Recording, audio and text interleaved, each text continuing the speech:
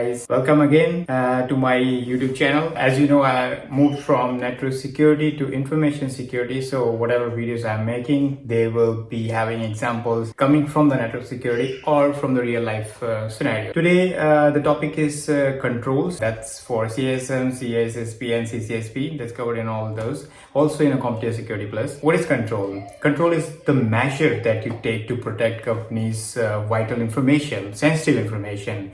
If you work in any company, what is important for them? Their data is important for them. In data, it could be like if it is health-related company, so customers' health information is important.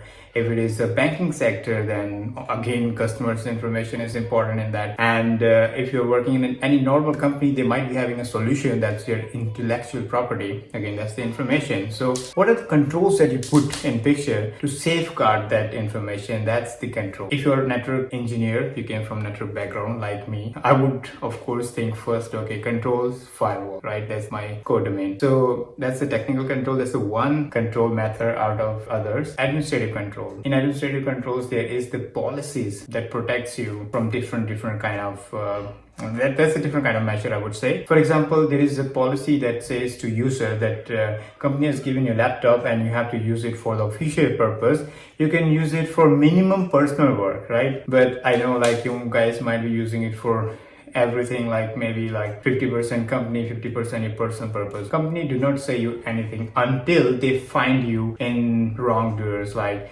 maybe you're downloading image, movie from website that was not really a green website, like the safe website, and then you ended up having the malware. Of course, you might be having antivirus, another technical control, antivirus in your laptop. But this is the world where like zero-day attacks keep on happening, right? So the attacker might have uploaded the new virus. Now your laptop is compromised, right? So then your security guy will ask you, of course, he has to do some research, how it happened, what you have done, if you will not tell him. But there are tools that they will come to know, and they will say to you that, haven't you signed the policy which says to you how you have to use your laptop? And then they could fire you. So that's administrative control. So these are policies that is written by the company. And you have the technical controls, of course. You have physical controls. And what is physical controls? Of course, when you go to the company, you have to use your access card. There are also small gate. When you go into the company, that gate opens after your access card,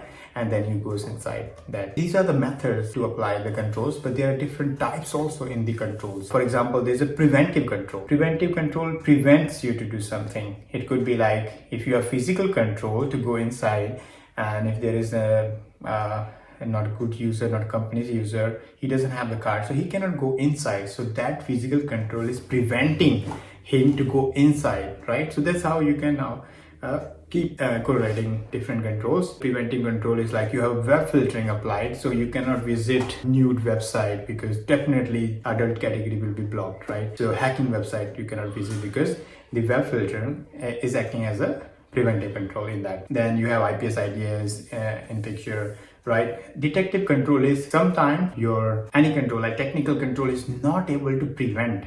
It should at least detect. How will it detect? It will create a log entry. So it detect what happened.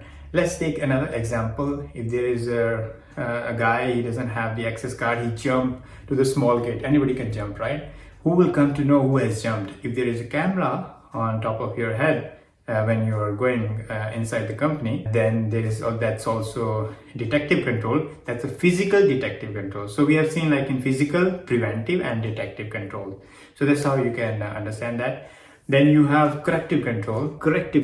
So if the damage has happened, like ransomware has happened, yeah, what can you do? You should have your backup to go back to the good state, right? So that's a corrective. Damage has happened, now let's correct the things. But if you don't have backup, in 80% of companies, I think they're not mature, they're not thinking to have backup, even though a lot of ransomwares are happening.